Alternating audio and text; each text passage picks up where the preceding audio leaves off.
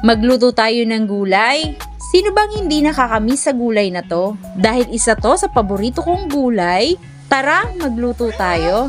Bumili lang kami ng nyog sa may tindahan. Dahil wala na ding stock si ate dito sa bahay. Tsaka gabi na rin kasi mahirap pa kung magkakayod pa ako ng nyog. So hayan na nga, prepare ko na yung gulay. Sinangkapan ko na din, ilalagay ko na din yung isda. Linagyan ko na ng sibuyas, bawang at luya. Nakakamiss talaga yung mga ganitong luto dito sa Bicol. Dami din kasi ng ganitong gulay dito sa amin. Mag-ikot ka lang, madami kang mapipitas sa ganitong gulay. Kaya isa to sa mga namimiss ko dito sa Bicol. Ang magluto ng gulay na may gata. At ang masaya doon, fresh mo pa siyang maluluto. So hayan na nga, linagyan ko na siya ng gata.